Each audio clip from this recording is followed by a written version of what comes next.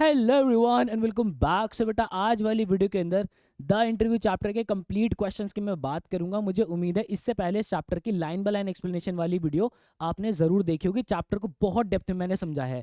वही उसी के साथ चैप्टर की थीम भी जो है मैंने उसी वीडियो के अंदर बहुत अच्छे से समझा दी थी। चैप्टर का कोट मैंने आप लोगों को एक दिया था, क्या था? An interview is the stage where your personality and potential shine rather than your resume.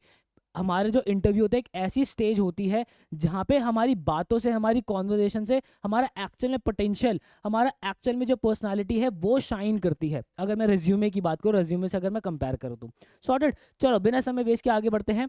तो इस चैप्टर का ये रहा जनाब अब हमारा पहला क्वेश्चन, और मैं आप लोगों को पहले ही बता देता हूँ चैप्टर के सारे ही previous year questions, extract based question, competency based question, हर तरीके के क्वेश्चन मैं कवर करा दूंगा। आपको कुछ भी इसके बाद उठाने की जरूरत नहीं पड़ेगी। चलिए हमारा क्या कह रहा है, पहले एक्सट्रैक्ट पढ़ लेते हैं। When I presented my first doctoral dissertation in Italy. अब यहाँ पे ये वही वाली बात हो रही जब हमारे जो है अम्बर्टो एको ये वाली बात कहते हैं कि भाई उन्होंने जब अपनी पीएचडी की जब थीसिस जमा की थी, अपनी डिसर्टेशन जब जमा की थी इटली के अंदर, one of the professor said scholars learn a lot of a certain subject. उनके प्रोफेसर क्या कहते हैं कि स्कॉलर्स पहले क्या करते हैं, वो सब्जेक्ट के बारे में बहुत कुछ जो है पढ़ते हैं, बहुत कुछ जो है सीखते हैं। Then they make a lot of false hypothesis. उसके बारे में वो जो काफ़ी सारी फॉल्स हाइपोथेसिस बनाते हैं, कुछ काल्पनिक चीज़ें जो है इमेजिन करते हैं उस टॉपिक के बारे में। उसके बाद वो उसको क्या करते हैं, करेक्ट करते हैं। And then at the end they put the conclusion, और एंड में वो क्या करते हैं, कंक्लूजन जो है पुट करते हैं। बाकी सारे जो स्कॉलर्स होते हैं, जो पीएचडी करने वाले लोग होते हैं, वो यही करते हैं, ठीक है।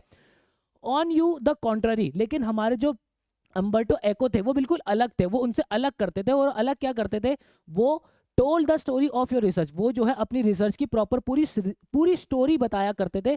इवन इंक्लूडिंग योर ट्रायल्स, वो अपने ट्रायल्स भी इंक्लूड करते थे कि वो भाई क्या क्या ट्रायल्स कर रहे हैं, उन्होंने बिल्कुल शुरुआत में कैसी की, वो थॉट उनके माइंड के अंदर कैसे आया, वो सारी बात अपनी थीसिस के अंदर, अपनी जो है अपनी जो डिसर्टेशन वो सबमिट उन्होंने की थी उसके अंदर उन्होंने लिखा हुआ है, ठीक है। Including your trials and errors, सारे ट्रायल्स सारे एरर्स उन्होंने जो है उसके अंदर इंक्लूड किए। एट द सेम टाइम ही रिकॉग्नाइज आई वॉज राइट। और यहाँ पे जो है वो हमारे अम्बर्टो एको ये भी बताते हैं कि उसी समय पे जो उनके प्रोफेसर होते हैं वो सही ये भी बोलते हैं कि जो हमारे अम्बर्टो एको है उनका इस तरीके से डिसर्टेशन लिखना ये बिल्कुल करेक्ट है। And went on to publish my dissertation, और उन्होंने उनकी जो डिसर्टेशन है एज अ बुक जो है वो पब्लिश भी की थी। विच मेंट ही अप्रिशिएटेड इट, जिसका मतलब ये था कि उन्होंने उनको अप्रिशिएट किया था। एट दैट पॉइंट, उस समय पे एट द एज ऑफ 22, जब वो हमारे अम्बर्टो एको जो है 22 एज के हो गए थे, I understood scholarly book should be written in the way I had done. उस समय उनको समझ में आया था कि जो स्कॉलरली बुक्स होते हैं, मतलब कि डिसर्टेशंस जो होते हैं, काफ़ी सारी पीएचडी की जो थीसिस होते हैं, वो सब जो है वो इसी नरेटिव स्टाइल के अंदर जो है लिखना चाहिए, by telling the story of the research, के मतलब कि उसके अंदर प्रॉपर पूरी रिसर्च की स्टोरी बतानी चाहिए, है ना।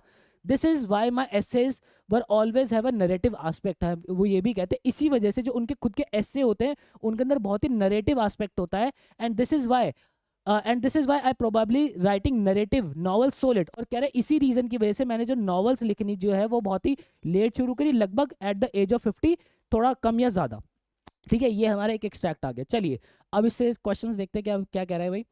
What sets Umberto Eco apart from other scholars? Umberto Eco जो है अदर स्कॉलर्स जो थे उनसे अलग क्या थे? Was that he wrote his research in a paper? वो अपनी रिसर्च कैसे लिखते थे? स्टैटिस्टिकल लिखते थे या डिस्क्रिप्टिव लिखते थे? बहुत ही डिस्क्रिप्टिव लिखते थे। तो यहाँ पे इसका आंसर क्या हो जाएगा? डिस्क्रिप्टिव मैनर हो जाएगा, ठीक है। चलो नेक्स्ट क्वेश्चन अपना क्या आ रहा है भाई। What did the professor appreciate about Eco's dissertation? जो प्रोफेसर है वो इको की डिसर्टेशन के बारे में क्या अप्रिशिएट करते हैं। He had paid great attention to accuracy, accuracy की कोई बात नहीं हुई है, गेम से बाहर कर दो। He had made interesting hypothesis, उन्होंने कोई हाइपोथेसिस बनाया है, हाइपोथेसिस की बात हुई है, लेकिन उन्होंने ये बोला था कि बाकी सारे जो रिसर्चर्स है वो फॉल्स हाइपोथेसिस बनाते हैं। यहाँ पे जो है हमारे अम्बर्टो एको ने कोई इंटरेस्टिंग हाइपोथेसिस बनाया, ऐसी कोई बात नहीं हुई है। He had arrived at the right conclusion, हमारे जो अम्बर्टो एको वो राइट कंक्लूजन पे पहुंचे, ऐसी कोई बात नहीं हुई है। राइट कंक्लूजन पे स्कॉलर्स पहुंचते हैं एंड में आके, लेकिन सिर्फ अम्बर्टो एको पहुंचे ऐसी कोई बात नहीं है। He had presented his research like a story, yes ये हमारा करेक्ट आंसर हो जाएगा कि उन्होंने अपनी जो रिसर्च है वो एक स्टोरी की तरह प्रेजेंट की है। सॉर्टेड।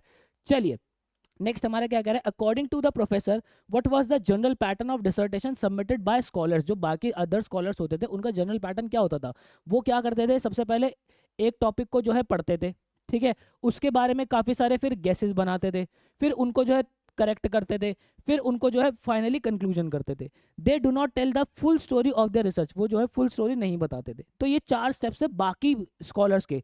हमारे एम्बर्टो एको तो प्रॉपर पूरी स्टोरी की तरह ही लिखते थे। Sorted.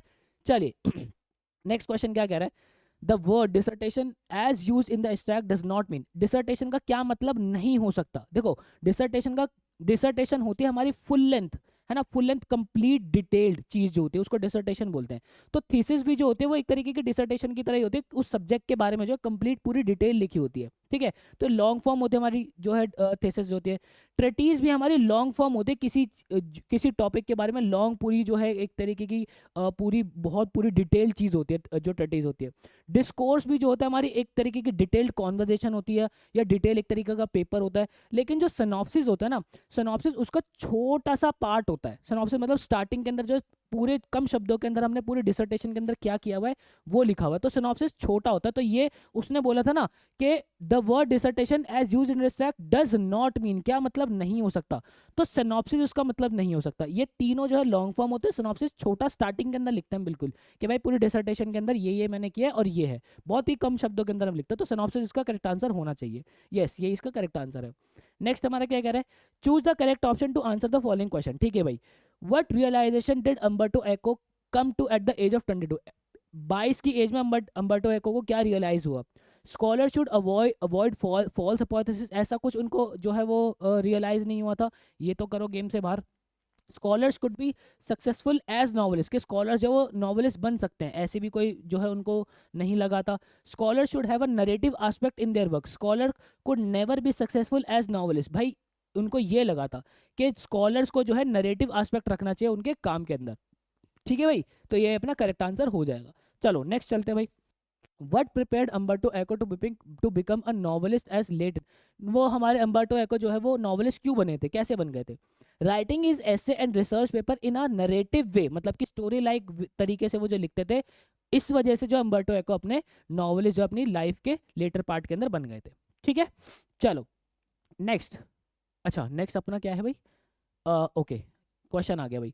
What valid reason does Rudyard Kipling have to call an interview immoral, जो हमारे रुडयार्ड किपलिंग जो है इंटरव्यू को इमोरल बोलते हैं, उसके साथ वो क्या रीजंस देते हैं, वो रीजंस हमें बताने। Rudyard Kipling had a strong and clear reason to call interviews immoral, बड़े क्लियर रीजन थे उनके, क्या थे। He believe that interview were not respectful to writers, उनका ये मानना था कि जो इंटरव्यूज होते हैं वो राइटर्स के लिए रिस्पेक्टफुल नहीं होते, क्योंकि हमारे रुडयार्ड किपलिंग भी खुद एक राइटर थे। अकॉर्डिंग टू हिम, उनके according interview was like attacking a person, उनके लिए जो है इंटरव्यू क्या था, एक तरीके का एक इंसान को अटैक करने वाली चीज थी। He felt that reporter force writers to answer questions, उनका ये मतलब था, उनका ये मानना था कि रिपोर्टर जो है राइटर्स को फोर्स करते हैं आंसर करने के लिए उन सवालों का जो वो आंसर नहीं करना चाहते। ठीक है, this disturbed a writer's peace and privacy, जिसकी वजह से जो राइटर का पीस है, जो प्रिवेसी है, वो डिस्टर्ब बहुत ज्यादा हो जाती है। Kipling thought that the writer should be known by his books, Kipling का ये मानना था कि जो राइटर्स है वो अपनी किताबों के लिए जानना चाहिए, not bye personal question asked by strangers, सिर्फ मतलब कि जो पर्सनल क्वेश्चन, उनकी पर्सनल लाइफ के जो क्वेश्चन होते हैं उनके द्वारा नहीं जो है वो जाने चाहिए, वो उनकी किताबों के द्वारा जाने चाहिए। ही believed interviews were cowardly and disgusting, उनका मानना था कि जो इंटरव्यूज है बहुत ही कावर्ड होते हैं, बहुत ही डिस्कस्टिंग होते हैं, because reporters try to enter a writer's private life, क्योंकि रिपोर्टर जो है वो राइटर की प्राइवेट लाइफ के अंदर जो है एंटर करने की कोशिश करते हैं सिर्फ पब्लिक इंटरेस्ट के लिए। He even said that no respectable person should ask for or give an interview, उनका ये भी मानना था कि कोई भी रिस्पेक्टेबल पर्सन जो है वो ना ही इंटरव्यू देना चाहेगा और ना ही इंटरव्यू लेना चाहेगा। तो ये रीजन जो हमारे रुडयार्ड किपलिंग ने देते बेटा, सॉर्टेड। चलो नेक्स्ट क्वेश्चन हमारा क्या कह रहा है, how did Umberto Eco display his innovative style in the presentation of his dissertation, Umberto Eco जो है अपने जो इनोवेटिव स्टाइल होता है अपने डिसर्टेशन के अंदर कैसे प्रेजेंट करते हैं, क्या क्या क्या करते हैं वो। Umberto echo displayed his innovative style bye presenting his doctoral dissertation in a story like manner, वो अपनी जो डॉक्टरल डिसर्टेशन होते हैं, अपनी पीएचडी की जो डिसर्टेशन होती है उसके एक स्टोरी लाइक मैनर के अंदर जो लिखते हैं। अनलाइक अदर स्कॉलर्स, बाकी स्कॉलर्स की तरह नहीं कि ही did not right only the final conclusion of his research, बाकी रिसर्चर्स क्या करते थे अपने सिर्फ और सिर्फ कंक्लूजन लिखते थे, उन्होंने ऐसा नहीं किया। Instead he describe the entire process of research, उन्होंने अपना पूरा एंटायर प्रोसेस जो है रिसर्च का वो डिस्क्राइब किया in a clear and honest way, बिल्कुल ही साफ और बहुत ही ईमानदार तरीके से। Eco include his thinking experiments trial. Eco जो है क्या क्या इंक्लूड करते हैं, उनकी सोच, उनके एक्सपेरिमेंट्स, उनके ट्रायल्स और उनकी मिस्टेक्स तक भी, जो एरर्स वो करते हैं वो सब कुछ उसके अंदर डिसर्टेशन के अंदर वो जो है इंक्लूड करते हैं। He explain how he formed ideas, वो ये भी एक्सप्लेन करते हैं कि वो आइडियाज उनके दिमाग में कैसे आए हैं, ठीक है। करेक्टेड रॉन्ग अजम्पशन, उन्होंने जो है वो रॉन्ग अजम्पशन को कैसे करेक्ट किया, and finally reach his conclusion, और अपने कंक्लूजन पे जो है वो कैसे पहुंचे। Mostly scholars usually hide their errors, जो मोस्टली स्कॉलर्स होते हैं वो अपने एरर्स को जो वो हाइड करते हैं, but echo openly share them, लेकिन जो एको है वो बिल्कुल खुले दिल से जो उसको शेयर करते हैं। This made his work more natural, interesting and easy to understand, जिसकी वजह से उनका काम जो बहुत ही नेचुरल लगता है, इंटरेस्टिंग लगता है और बहुत ही ईजी टू अंडरस्टैंड लगता है। By telling the story of his research, अपनी जो रिसर्च की स्टोरी वो बताते हैं, इसकी वजह से Eco help readers understand how knowledge is created. Eco जो है रीडर्स को ये मदद करते हैं कि नॉलेज जो है कैसे बनाई जाती है, कैसे क्रिएट करी जाती है, नॉट जस्ट व्हाट रिजल्ट है, सिर्फ वो ये नहीं बताते कि रिजल्ट ही जो है वो क्या रहा है। His narrative style was new and different in academic writing, उसका जो नरेटिव स्टाइल था वो बहुत ही नया था और डिफरेंट था अकेडमिक राइटिंग के अंदर। This innovative approach impress his professor, ये इनोवेटिव अप्रोच जो है उसके प्रोफेसर को बहुत ही ज़्यादा इम्प्रेस करती है। So much that the dissertation was later publish as a book, के बाद में उसकी जो डिसर्टेशन है वो एक बुक की तरह पब्लिश भी की जाती है। सॉर्टेड, क्लियर है। चलो नेक्स्ट एक और हमारा एक्सट्रैक्ट आ रहा है। अम्बर्टो एको यहाँ पे बात करें, जब हमारे मुकुंद पद्मनाभन और अम्बर्टो एको के बीच में इंटरव्यू चल रहा है, तो अम्बर्टो एको क्या करें, now that is more difficult to explain, अब ये काफ़ी ज़्यादा है, डिफिकल्ट है एक्सप्लेन करने के लिए। I have some philosophical interest and I pursue them through my academic work, वो कह रहे हैं मेरे एक फिलोसफिकल इंटरेस्ट है। फिलोसफिकल इंटरेस्ट क्या, कि भाई सत्य, मीनिंग ऑफ लाइफ, है ना क्या क्या सही है क्या गलत है, ऐसे कुछ फिलोसफिकल इंटरेस्ट है और ये उनको परस्यू करते हैं अपने अकेडमिक वर्क के थ्रू। एंड माई नॉवेल्स, अपने नॉवेल्स के थ्रू, उनके जो फिलोसफिकल इंटरेस्ट है ना, वो फिलोसफिकल इंटरेस्ट उनके अकेडमिक के काम के अंदर, उनके नॉवेल्स के अंदर जो है देखे जा सकते हैं। कहते हैं कि even my books for children are about non violence, वो कहते हैं कि उनकी जो किताबें हैं बच्चों के लिए उसके अंदर भी नॉन वायलेंस है, कि हिंसा नहीं करनी चाहिए, पीस की बात उन्होंने जो है बच्चों की किताबों के अंदर की हुई है, ठीक है। मतलब कि देखो ये फिलोसफिकल आइडियाज उनकी बच्चों की किताबों के अंदर भी जो है रिफ्लेक्ट होती है, जबकि ये उनका पर्सनल इंटरेस्ट है, ठीक है। You see the same bunch of ethical philosophical interest, तुम भी कह सकते हो कि तुम मेरे ये जो सेम एथिकल फिलोसफिकल इंटरेस्ट है ना, इसको मेरी काफ़ी सारी चीज़ों के अंदर देख सकते हो, इसी कॉमन चीज़ को तुम देख सकते हो, मेरे नॉवेल्स के अंदर देख सकते हो, मेरे रिसर्च पेपर्स के अंदर देख सकते हो, मेरे एकेडमिक वर्क्स के अंदर देख सकते हो। And then I have a secret, और फिर ये भी बोलते हैं कि मेरे पास एक सीक्रेट है। वो सीक्रेट क्या है, did you know that what will happen if you eliminate all the empty spaces from the universe. वो पूछते हैं हमारे मुकुंद पद्मनाभन से कि क्या होगा अगर इस पूरे यूनिवर्स में से जितना भी खाली स्पेस है उसको अगर मैं हटा दूँ तो। Eliminate the empty spaces all the atom, वो बिल्कुल ठीक वैसा ही होगा जैसे कि मैं एक एटम में से सारा ही खाली स्पेस निकाल दूं। The universe will become as big as my face, जो यूनिवर्स है पूरा जो ब्रह्मांड है वो एक मेरी मुट्ठी के बराबर जो है वो हो जाएगा, मतलब सिर्फ बहुत ही छोटा हो जाएगा वो। सॉर्टेड, ये हमारा एक्सट्रैक्ट आ गया। क्वेश्चन देखते हैं। Eco suggest that his book for children also share his ethical interest because they are about, वो वायलेंस के खिलाफ नहीं थे, वो नॉन वायलेंस के खिलाफ थे, तो इसको तो गेम से बाहर कर दो, वो पीस के साथ थी, ठीक है। वो बोलता ना कि मेरा इंटरेस्ट है पीस, तो यहाँ पे हमारा आंसर क्या हो जाएगा, पीस हो जाएगा। चलो नेक्स्ट कह रहा है भाई, Umberto Eco philosophical interest are, अब देखो अम्बर्टो एको का जो फिलोसफिकल इंटरेस्ट है वो क्या है, वो रिफ्लेक्ट किया जाता है, वो परस्यू किया जाता है in his academic works and novels, making them interconnected, जिसकी वजह से वो काफ़ी सारे इंटरकनेक्टेड हो जाते हैं। सॉर्टेड, तो यहाँ पे हमारा उसका काम जो है रिफ्लेक्ट देखा जा सकता है, परस्यू किया जा सकता है, देखा जा सकता है उनके अकेडमिक काम के अंदर, नॉवेल्स के अंदर। चलो नेक्स्ट हमारा क्या कह रहा है, select the textual option that is closest to indicating how philosophical interest are represented. हमें जो है टेक्सचुअल एविडेंस दिखाना है यहाँ पे जो है, जिसमें हमें ये पता चल सके कि उसका फिलोसफिकल इंटरेस्ट जो है वो कैसे रिप्रेजेंट किया जा रहा है। Now that is more difficult to explain. फिर कह रहे हैं I have a secret, I pursue them through my academic work and my novels. Yes, ये हमारा करेक्ट आंसर होना चाहिए कि भाई ये जो इनका इंटरेस्ट है वो अपने अकेडमिक वर्क और नॉवेल्स के थ्रू जो है वो प्रेजेंट करते हैं। The universe will become as big as my face, नहीं ये भी नहीं होगा, हमारा आंसर क्या हो जाएगा, ऑप्शन नंबर सी। यस, यही अपना करेक्ट आंसर हो जाएगा। सॉर्टेड, समझ रहे हो ना इस बात को, क्वेश्चन समझ में आया आपको। देखो क्वेश्चन ये कह रहा है, select the textual option that is closest to indicating how philosophical interests are represented, कि भाई philosophical interest कैसे represent किए जाते थे, वो उनको अपने academic work और novels के थ्रू represent करते थे। Sorted, चलो नेक्स्ट कह रहा है what does the following line from the extract showcase, ये जो लाइन है ये क्या शोकेस कर रही है, क्या बता रही है हमें?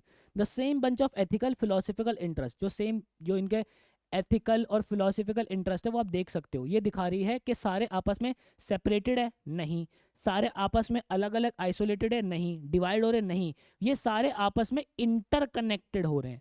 ठीक है, इनके सारे काम जो है आपस में इंटरकनेक्टेड हो रहे हैं, तो इंटरकनेक्टेडनेस ये दिखा रहा है। सॉर्टेड।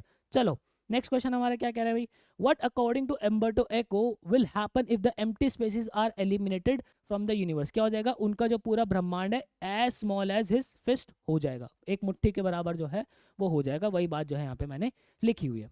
सॉर्टेड जनाब। चलिए नेक्स्ट क्वेश्चन हमें क्या कह रहा है, अच्छा नेक्स्ट एक्सट्रैक्ट हमारा आ गया है और ये कह रहा है नाउ दैट इज मोर, अच्छा ये तो वही आ गया ना, यहाँ तक तो देखो अपन ने कर ही लिया था इसके अंदर, है ना, as big as my fist, ये तो पुराना वाला ही आ गया, उसके आगे वाले लाइंस पढ़ लेते हैं फिर, क्योंकि इतना तो मैंने पहले आपको समझा ही दिया। Similarly we have a lot of empty spaces in our life, यहाँ पे हमारे एम्बर्टो एको कह रहे हैं कि जिस तरीके से पूरे ब्रह्मांड के अंदर यूनिवर्स के अंदर खाली स्पेस होता है ना, हमारी जिंदगी के अंदर भी वैसे ही उस ऐसे ही खाली स्पेस होता है जिसको वो इंटरस्टिसेस बोलते हैं। ठीक है, वो और फिर उसको एक्सप्लेन भी करते हैं हमारे इंटरस्टिसेस को कि जैसे you are coming over to my place, तुम मेरे घर पे आ रहे हो, यू आर इन एलिवेटर, तुम एलिवेटर के अंदर हो, and while you are coming up, जब तक तुम ऊपर आओगे, I am waiting for you, मैं तुम्हारा इंतजार करूंगा, दिस इज एन इंटरस्टिस, ये वो खाली समय है। ठीक है, an empty space, I work empty space, तो वो ये बोलते हैं कि ये वो खाली समय है और मैं इन खाली समय के अंदर काम करता हूँ, कि लोग जब जैसे किसी के घर पे जा रहे हैं, वो ऊपर एलिवेटर के अंदर जा रहे हैं, तो वो जो खाली समय में उस समय में अपने काफ़ी सारे काम जो है निपटा लेता हूँ, तो वो खाली समय को यूटिलाइज करने की बात जो है वो करते हैं। अब क्वेश्चन क्या कह रहा है, what does Umberto's statement on his philosophical interest reveal about him, जो उनकी स्टेटमेंट है, उनकी जो फिलोसफिकल स्टेटमेंट है उनके बारे में क्या रिवील करती है, वो ये रिवील करती है कि भाई जो एम्बर्टो एको बहुत ही ज़्यादा एक डीप थिंकर है। ठीक है, आप इतना भी लिख दोगे ना तब भी आपको पूरे मार्क्स मिलेंगे, और मैंने उसको बात को थोड़ा सा एक्सप्लेन किया हुआ है क्या, ही बिलीव्स इन एथिक्स, वो अपना एथिक्स के अंदर बिलीव करते हैं, शांति पीस के अंदर बिलीव करते हैं, फिलोसफी के अंदर बिलीव करते हैं, and he expresses these ideas through all kind of writing, और ये अपने ये जो आइडियाज है एथिक्स के, पीस के, फिलोसफी के, ये सारी तरीके की राइटिंग के अंदर जो एक्सप्रेस करते हैं, चाहे वो उनका अकेडमिक वर्क हो, यही इसी तरीके की बातें मिलेंगी, उनके नॉवेल्स के अंदर भी इसी तरीके की बातें मिलेंगी, इवन उनकी बच्चों की जो किताब है उसके अंदर भी इसी तरीके की बातें मिलेंगी, पीस, ठीक है, एथिक्स, फिलोसफी, नॉन वायलेंस, ये सारी बातें जो है हमेशा से मिलेंगी। ठीक है, चलो नेक्स्ट हमारा क्या कह रहा है, सेलेक्ट द करेक्ट ऑप्शन, हमें करेक्ट ऑप्शन चूज करना है। His academic work and children's book both reveal similar या एक्सपेरिमेंटल इंटरेस्ट, भाई सिमिलर इंटरेस्ट हमें दिखते हैं, है ना, कि भाई दोनों उनके एकेडमिक के काम के अंदर फिलोसफिकल बात होती है, नॉन वायलेंस की बात होती है, पीस की बात होती है, बच्चों की किताबों के अंदर भी यही बात होती है, तो क्या हो जाएगा, सिमिलर इंटरेस्ट हो जाएगा। चलिए नेक्स्ट कह रहा है what example of an interest is दस एम्बर्टो एको गिव, अब एग्जाम्पल क्या देते हैं हमारे एम्बर्टो एको, वही बोलते हैं कि भाई एलिवेटर से तुम ऊपर आ रहे हो, ठीक है, वो खाली स्पेस होता है उसको यूटिलाइज करा करो, a person coming to his house in an elevator, Eco waiting for that person, Eco जो उस पर्सन के बारे में उस पर्सन का इंतजार कर रहे हैं, the waiting time in between is called interstice, वो जो वेटिंग टाइम है उसको इंटरस्टिस बोलते हैं, जो कि एक खाली स्पेस होता है। सॉर्टेड, इस तरीके से आप एक्सप्लेन कर दोगे। नेक्स्ट आगे चलते हैं भाई, the phrase as big as my fist, जो बोलते हैं ना कि ये जो पूरा यूनिवर्स है ये बिल्कुल एक मेरी मुट्ठी की तरह हो जाएगा, most nearly means with the reference to the, इसका क्या मतलब है कि भाई स्ट्रॉन्ग है, बहुत ही मजबूत है, मजबूत तो नहीं हो जाएगा ना संसार, देखो यूनिवर्स मजबूत तो नहीं हो जाएगा, ऐसी तो कोई बात नहीं की थी, स्टिंगी हो जाएगा, नहीं नहीं भाई स्टिंगी भी नहीं होगा, बहुत ही ज़्यादा अबंडेंट, बहुत ही ज़्यादा जो है वो बहुत भारी मात्रा के अंदर हो जाएगा, नहीं भाई ऐसा भी नहीं होगा, बहुत ही छोटा हो जाएगा, क्या हो जाएगा, जो जो पूरा संसार है बहुत ही छोटा हो जाएगा, वेरी स्मॉल हो जाएगा। यस, यही बात जो कही है। कहता है what secret is Umberto Eco referring to, वो जो सीक्रेट की बात करते हैं ना कि मेरे पास एक सीक्रेट है, वो क्या सीक्रेट है, वो ये बोलते हैं कि the universe and the atoms have a lot of empty spaces, के जो ब्रह्मांड और जो एटम्स है उसके अंदर काफ़ी सारे एम्प्टी स्पेसेस है, if all empty spaces is removed, अगर सारे एम्प्टी स्पेस को रिमूव कर दिया जाए, the universe would become very small, जो यूनिवर्स है वो बहुत ही ज़्यादा छोटा बन जाएगा, जिसको क्या बोलते हैं, इंटरस्टिसेस बोलते हैं। सॉर्टेड। चलो नेक्स्ट क्वेश्चन हमारा क्या कह रहा है, Umberto Eco says his work in interstices, his works in interstices, वो खाली समय के अंदर जो है काम करते हैं, by this he means that he works, इससे उनका क्या मतलब है कि वो कहाँ काम करते हैं, इन एम्प्टी स्पेसेस, खाली समय के अंदर काम करते हैं, when is in the university, वो यूनिवर्सिटी में काम करते हैं, ऐसा कोई जिक्र नहीं हुआ है, ऑन हिज फिलोसफिकल इंटरेस्ट, अपने फिलोसफिकल इंटरेस्ट पे काम करते हैं, ऐसी भी कोई बात नहीं हुई है, when he is with children, वो बच्चों के साथ जब होते हैं तब काम करते हैं, नहीं नहीं, इसका मतलब था कि वो अपने खाली स्पेसेस के अंदर काम करते हैं। सॉर्टेड, क्लियर है, इन एम्प्टी स्पेसेस का आंसर हो जाएगा। चलिए नेक्स्ट हमारा क्या कह रहा है, अच्छा दूसरा एक और एक्स्ट्रैक्ट आ गया भाई।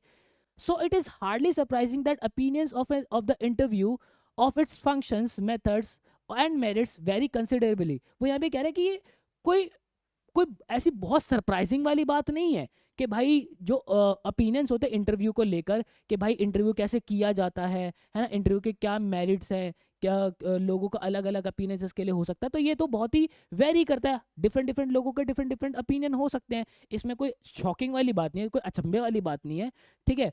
वो कहते हैं कि some might make quite extravagant claims for it being, वो कहते हैं कि कुछ जो है extravagant claims का मतलब हो गया कुछ लोग इसको बहुत ही इंपॉर्टेंट मानते हैं, है ना, बहुत ही इंपॉर्टेंट मानते हैं कि भाई ये होना जो है बहुत ही ज़्यादा इंपॉर्टेंट है, as it in its highest form as a source of truth. ये जो है एक सोर्स ऑफ ट्रुथ होता है, हमें इससे सच्चाई पता चलती है, और इसकी जो कला है and it's practice and art, उसकी जो मतलब इंटरव्यू लेने की या इंटरव्यू देने की भी जो है एक तरीके की कला होती है। कुछ लोगों का ये मानना है कि इंटरव्यू बहुत ज़्यादा इंपॉर्टेंट होता है, इससे हमें सच पता चलता है, और ये एक तरीके की आर्ट है कि इंटरव्यू देना और इंटरव्यू लेना एक तरीके की आर्ट है। Others usually celebrities who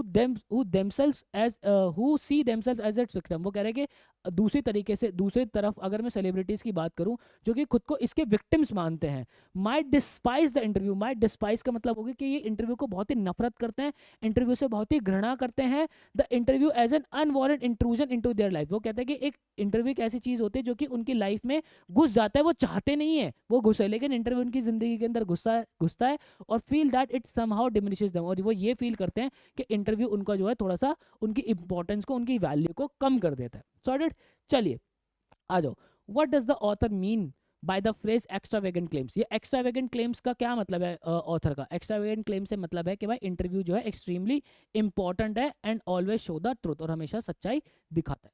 clear है भाई? नेक्स्ट क्वेश्चन हमारा क्या कह रहा है, सिलेक्ट द करेक्ट ऑप्शन। ठीक है, करेक्ट ऑप्शन हमें चूज करना है। The phrase hardly surprising indicates that the writer is taken aback या अनसरप्राइज। जो हमारे हार्डली सरप्राइजिंग यहाँ पे जो लिखा है ना, हार्डली सरप्राइजिंग, इसका मतलब है कि वो अनसरप्राइज है, ठीक है, कुछ ऐसी बहुत शॉकिंग कुछ सरप्राइज वाली चीज़ नहीं है। At the varied opinions of the interviews, interviews के वेरी जो डिफरेंट डिफरेंट ओपिनियंस है उसको लेके वो बहुत ज़्यादा ऐसे सरप्राइज नहीं है, वो नॉर्मली अनसरप्राइज है बहुत ज़्यादा। सॉर्टेड, क्लियर है भाई? तो अनसरप्राइज अपना आंसर हो जाएगा। नेक्स्ट हमारा क्या कह रहा है, कंप्लीट द फॉलोइंग। ठीक है भाई, the people have diverse opinions about an interview, some consider it. अब देखो कुछ लोगों के जो अलग अलग ओपिनियंस होते हैं, कुछ लोग इसको क्या मानते हैं, सोर्स ऑफ ट्रुथ मानते हैं और इसको एक तरीके की कला मानते हैं, ठीक है, लेकिन बाकी के अंदर जो है इसको एक तरीके का इंट्रूजन मानते हैं कि वो उनकी प्राइवेट लाइफ के अंदर जो है वो घुस जाता है। ठीक है, दोनों जो है अलग अलग लोगों की बात अपन ने यहाँ पे कर दी है, कुछ लोग इसको सोर्स ऑफ ट्रुथ मानते हैं, कुछ लोग इसको इंट्रूजन मानते हैं उनकी प्राइवेट लाइफ के अंदर। सॉर्टेड। फोर्थ क्वेश्चन क्या कह रहा है, What does the phrase unwarranted intrusion illustrate about the interview? ये जो unwarranted intrusion है इसका मतलब क्या है? इसका मतलब ये है कि might despise the interviews and unwarranted intrusion into their lives। ठीक है, इसके अंदर जो ये लिखा है इसका मतलब क्या? सेलिब्रेशन तो बिल्कुल नहीं है। कन्फेशन, क्या वो कुछ कन्फेस कर रहे हैं? नहीं भाई। इन्विटेशन है? नहीं भाई। इंटरफेरेंस है, उनकी लाइफ के अंदर क्या कर रही है? इंटरफेरेंस कर रहे हैं। सॉर्टेड, क्लियर है भाई? चलो नेक्स्ट चलते हैं। Select the textual option that closest indicating a feeling of deep dislike। ठीक है, मतलब कि बहुत ज़्यादा घृणा करने वाला जो है वो हमें टेक्सुअल एविडेंस बताना है। Celebrities see themselves as a victim, celebrities जो है खुद को एक विक्टिम की तरह देखते हैं। ये भी हो सकता है, आपको लग सकता है कि ये भी हो सकता है। एक्स्ट्रावेगेंट क्लेम्स हमारा इंपॉर्टेंट होता है, तो इंपॉर्टेंट की तो कोई बात नहीं है। देखो यहाँ पे लिखा ना डिस्पाइज द इंटरव्यू, यहाँ पे एक बात लिखी थी, usually celebrities who see themselves as its victim might despise the interview, मतलब कि वो इंटरव्यू से घृणा करते हैं। तो अगर मैं देखो ए और सी को कंपेयर करूँ तो उसमें से मेरा सी की वैल्यू ज़्यादा है। ठीक है, सी मेरा ज़्यादा क्लियरली मुझे बता रहे क्योंकि उसके अंदर वर्ड डिस्पाइज यूज हो रखा है। तो फॉर दैट रीजन मैं क्या करूँगा, ऑप्शन नंबर सी के साथ जाऊँगा। ऑप्शन नंबर 4 देख लेते हैं कि वो जो है वैरी करता है, नहीं ऐसी कोई बात नहीं हुई है। तो हमारा करेक्ट आंसर ऑप्शन नंबर 3 हो जाएगा भाई। क्लियर है? चलो यस, ये अपना करेक्ट हो जाएगा। नेक्स्ट हमारा कह रहा है why do celebrities feels that interview diminishes them. Celebrities को क्यों लगता है कि इंटरव्यू उनको उनकी वैल्यू को कम कर रहा है? क्योंकि उनकी डिग्निटी, उनको ऐसा मानना होता है कि जो इंटरव्यूज होता है उनकी डिग्निटी और उनकी वैल्यू को क्या कर दे रहा है, कम कर दे रहा है। सॉर्टेड। चलो नेक्स्ट चलते हैं भाई। क्वेश्चन क्या कह रहा है, explain why Umberto Eco said. हमें एक्सप्लेन करना है कि अम्बर्टो एको ऐसा क्यों कहते हैं। I started writing novels by accident, मैंने जो है बस मैं तो एक्सीडेंटली जो है नॉवेल्स लिखना शुरू हो गया। क्यों कहते हैं भाई? वो इसलिए कहते हैं, Umberto Eco said that he started writing novels by accident because he never plan to become a novelist. उन्होंने कभी प्लान नहीं किया था नॉवलिस्ट बनने का, वो तो खुद को अपने को स्कॉलर स्कॉलर कहते थे, प्रोफेसर कहते थे, ठीक है। His main work was academic writing, उनका मेन काम क्या था? एकेडमिक राइटिंग करना।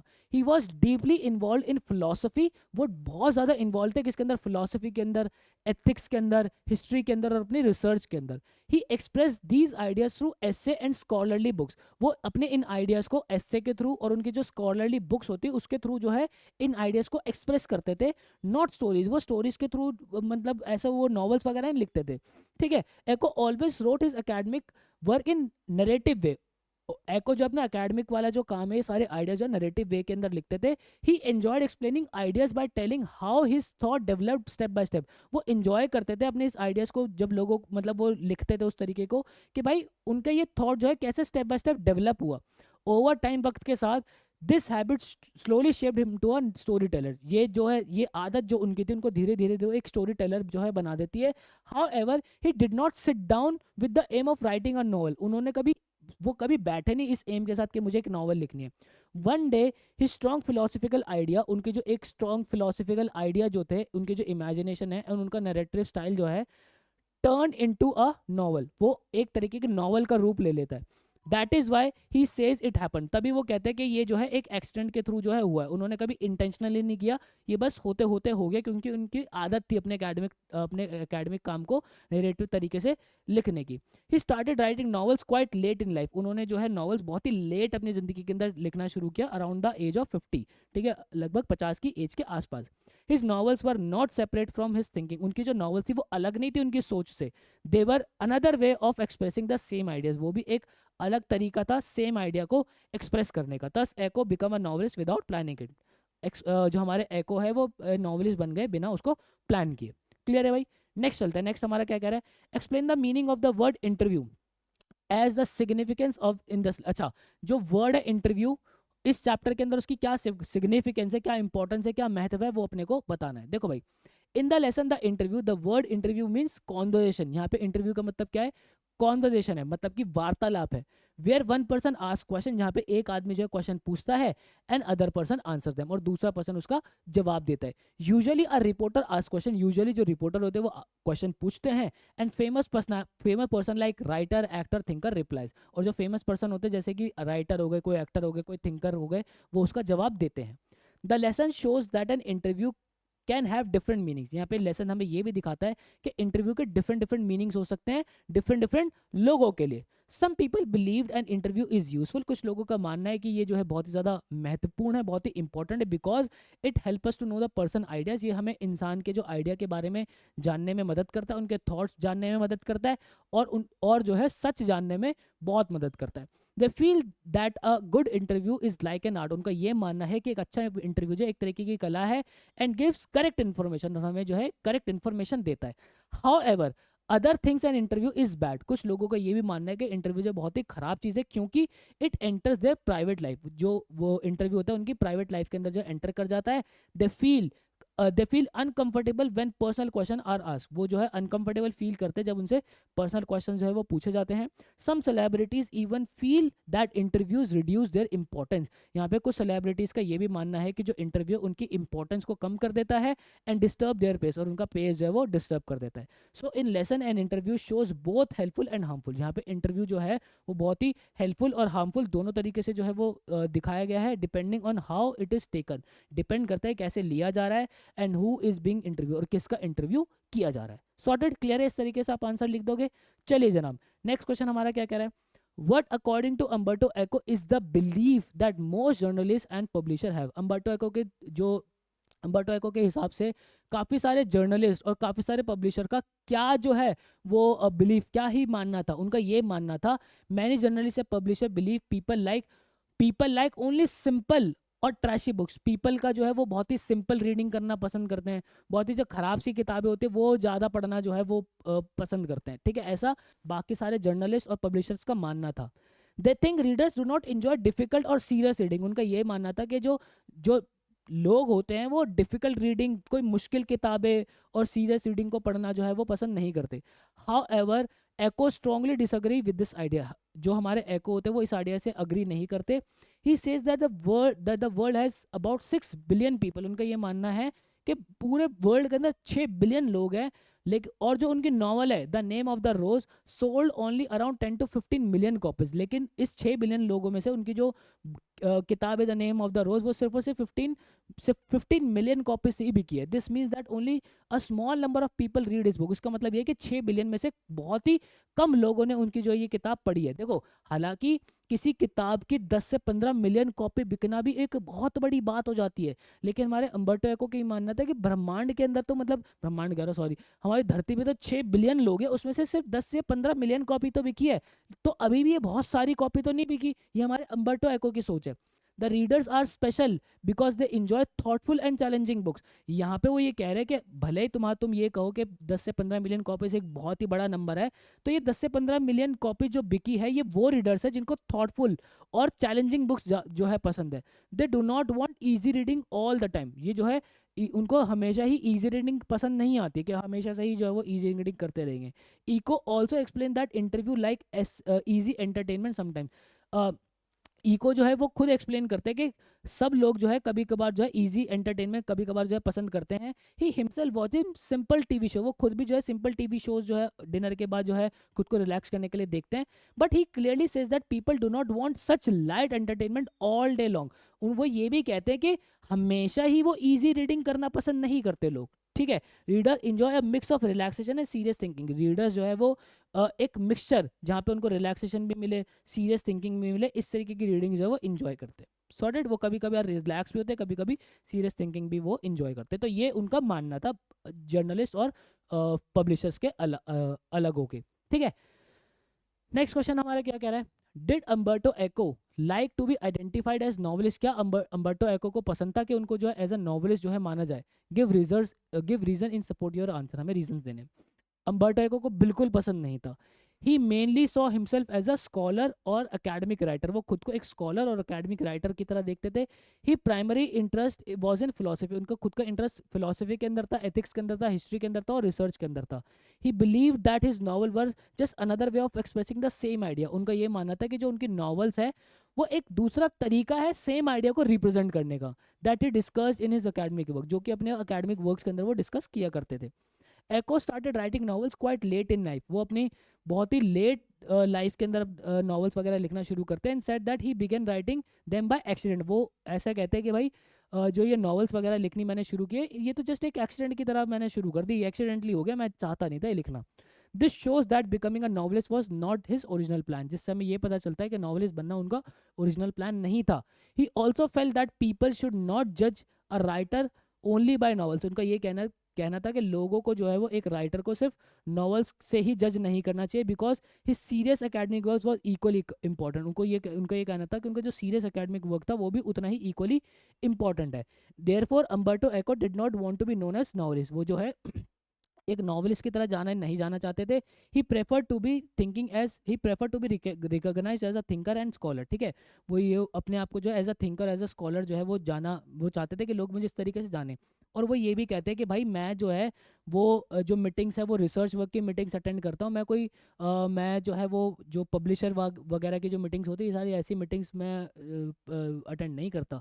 Who use different forms of writing to express his ideas. ठीक है. वो जो है अपने आप को थिंकर और स्कॉलर लिखना चाहते थे कि लोग इस तरीके से उनको जाने जो कि अलग अलग तरीके के राइटिंग फॉर्म जो इस्तेमाल करते हैं अपने आइडियाज़ को एक्सप्रेस करने के लिए. सॉर्टेड. चलो नेक्स्ट क्वेश्चन हमारा क्या कह रहे हैं. What do you understand by interstices. यहाँ पे इंटरस्टिसेस से हमारा क्या मतलब है. खाली समय. ठीक है. एम्प्टी स्पेसेस उसी को एक्सप्लेन कर दोगे.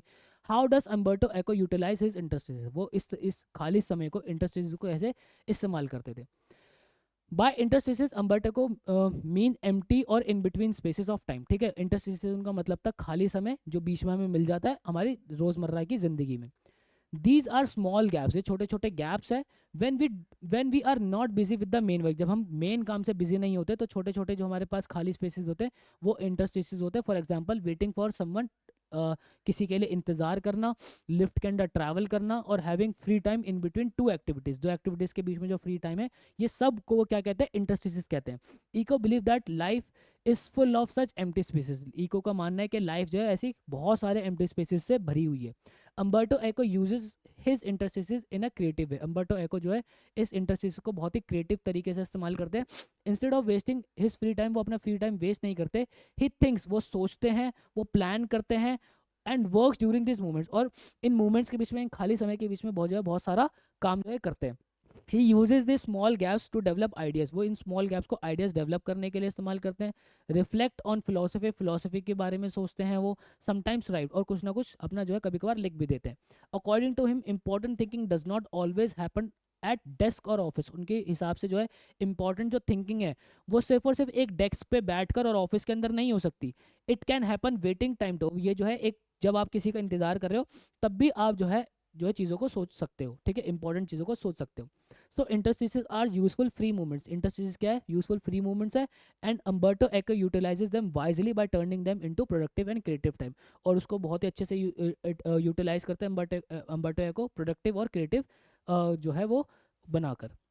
चले भाई, नेक्स्ट हमारा क्वेश्चन क्या कह रहा है, अम्बर्टो एको द इंटरव्यू से, जो हमारे अम्बर्टो एको है, has a talk with Danny कैसी। अच्छा, जो हमारा गोइंग प्लेसेस का डैनी कैसी है, उनसे बात करते हैं from the story going places, ठीक है।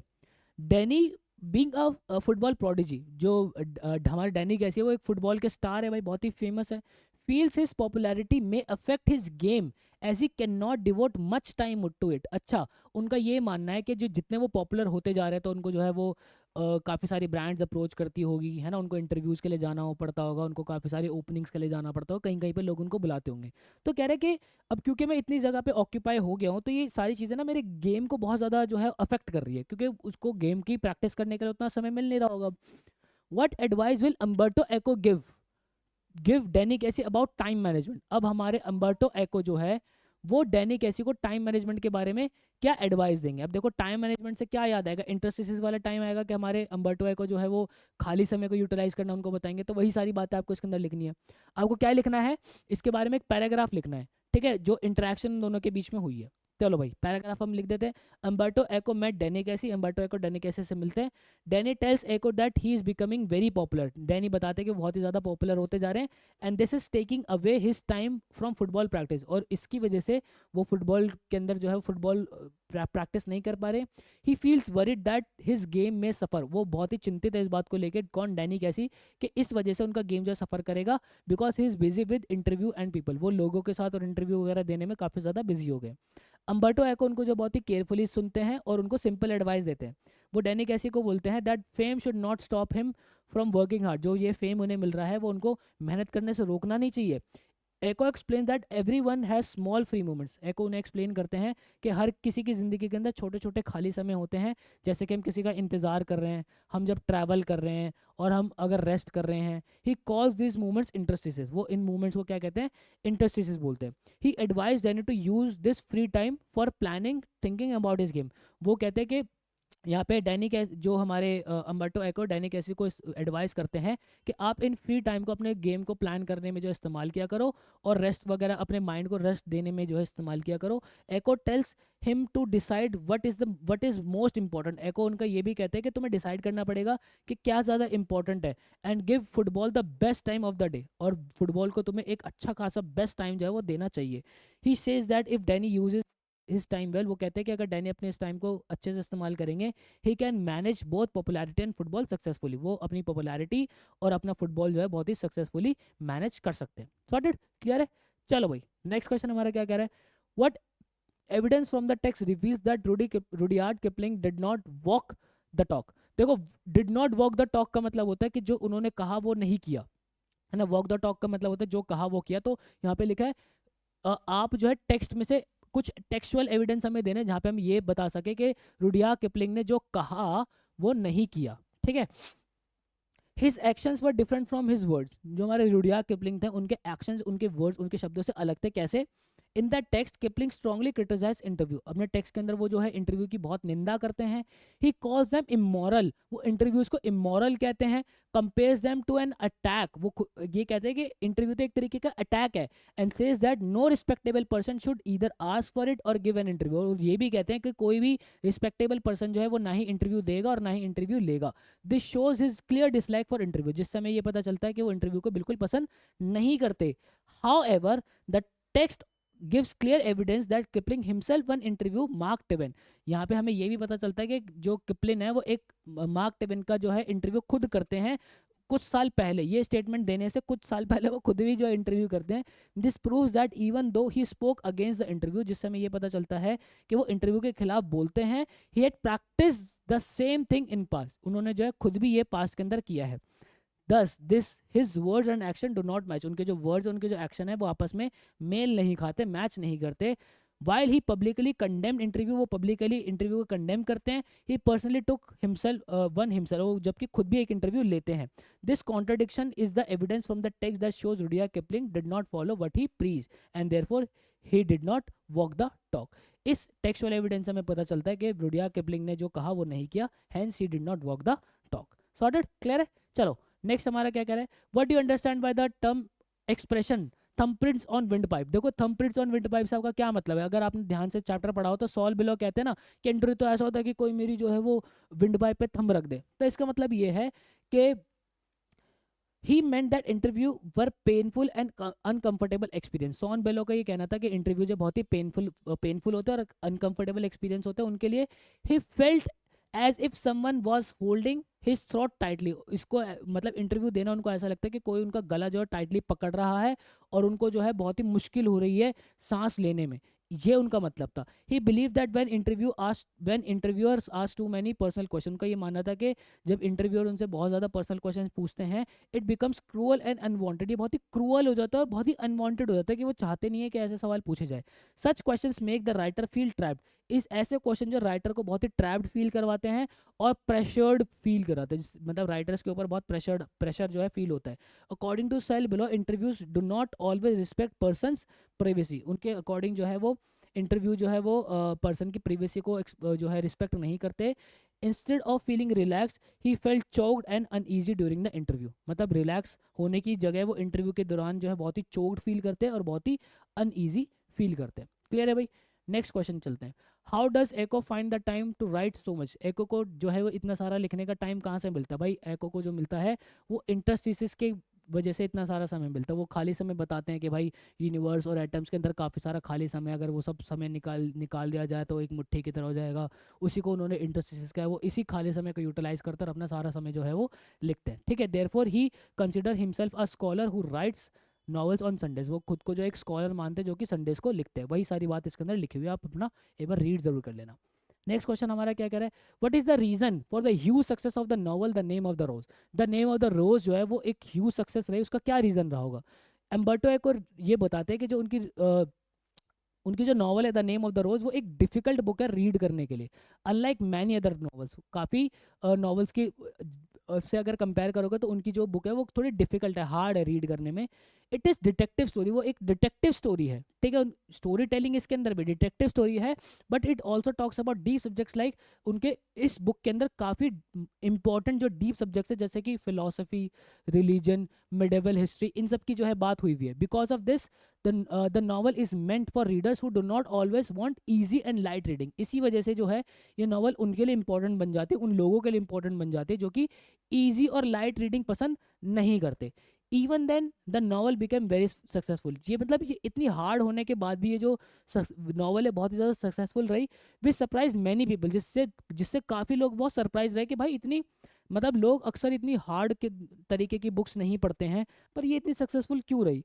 Umberto echo himself felt that success was the book was mystery, मतलब अम्बर्टो को खुद को मानना था कि जो सक्सेस है वो बहुत ही मिस्टीरियस रही है इस बुक की, पता नहीं कैसे जो है वो इतनी ज़्यादा सक्सेसफुल हो गई। ही believe that the timing of the novel was very important, उनका ये कहना था कि जो टाइमिंग है बुक लॉन्च करने का ये बड़ा ही इंपॉर्टेंट रहा है। उनका मानना ये था कि अगर जो उनकी किताब है वो 10 साल पहले या 10 साल बाद में रिलीज़ की जाती तो वो उसके इतने ज़्यादा लोगों को अट्रैक्ट नहीं करती। This shows that the book became popular because it appeared at the right time. यहाँ पे उनका ये मानना था कि बुक जो है पॉपुलर इसलिए हुई क्योंकि एक सही समय पे जो है वो लॉन्च की गई। नेक्स्ट हमारा क्या कह रहा है, सिमियोटिक्स से आपका क्या मतलब है? जो साइन स्टडी ऑफ साइन होते हैं उसको हम सिमियोटिक्स कहते हैं। How is Eco is known connected with semiotics? Eco जो है वो कैसे सिमियोटिक्स से कनेक्टेड है? एको जो एक प्रोफेसर थे सिमियोटिक्स के at the university of Bologna university Italy के अंदर जो है वो इसके प्रोफेसर थे। And rights academic books on this subjects, और इस सब्जेक्ट के ऊपर वो जो है एकेडमिक बुक्स लिखा करते थे। सॉर्टेड। चलो नेक्स्ट हमारा क्या कह रहा है, how does Mukund Padmanabhan comment comment on echoes academic writing style? किस तरीके से जो है वो इस पे मुकुंद जो है वो कमेंट करते हैं, और इको का इस बारे में हमारा क्या कहना होता है? जो मुकुंद है वो ये कहते हैं कि इको का जो राइटिंग स्टाइल है वो डिफरेंट है यूजुअल राइटिंग स्टाइल से। ठीक है, normally scholars writing in formal and can be dull. जो नॉर्मल स्कॉलर्स का जो राइटिंग स्टाइल होता है वो बहुत ही फॉर्मल होता है, बहुत ही डल होता है। But Eco writing is more personal and fun. Eco जो राइटिंग स्टाइल है बहुत ही पर्सनल है, बहुत ही फन है उसके अंदर। He didn't choose to write this way on purpose. वो ये भी कहते हैं कि वो उन्होंने जानबूझकर ऐसा लिखना जो है वो चूज नहीं किया। He once got feedback from his big research paper from his big research paper. एक बार उनको उनके जो बड़ा रिसर्च पेपर है उनका फीडबैक मिला था। जो प्रोफेसर बोलते हैं वो बोलते हैं कि भाई most scholar learn about a topic. उनको जो काफ़ी सारे स्कॉलर्स होते हैं वो टॉपिक के बारे में जो वो सीखते हैं, ठीक है, मिस्टेक्स करते हैं, उनको फिक्स करते हैं और फाइनली जो है कंक्लूजन लिखते हैं। लेकिन जो एको है वो कुछ डिफरेंट करता है। ठीक है, वो पूरी स्टोरी बताते हैं उनकी रिसर्च की, अपनी मिस्टेक्स इंक्लूड करते हैं। ठीक है, और जो 22 साल की उम्र के अंदर उन्होंने ये सीख लिया था कि स्कॉलर बुक्स जो है वो इस तरीके से स्टोरीज की तरह लिख लेनी चाहिए। ठीक है, that is why essay his essay have a story telling expect. इसी वजह से उनके जो एसे उनके अंदर स्टोरी टेलिंग एक्सपेक्ट होता है। And because he like story telling so much he also rights novels. और क्योंकि वो स्टोरी टेलिंग उनको बहुत ज़्यादा पसंद है इसलिए वो नॉवल्स भी लिखा करते हैं। ठीक है, तो ये था बेटा हमारा पूरा चैप्टर की proper line by line explanation में मैंने आपको करा दिए, हर तरीके के क्वेश्चन मैंने आपको करा दिए।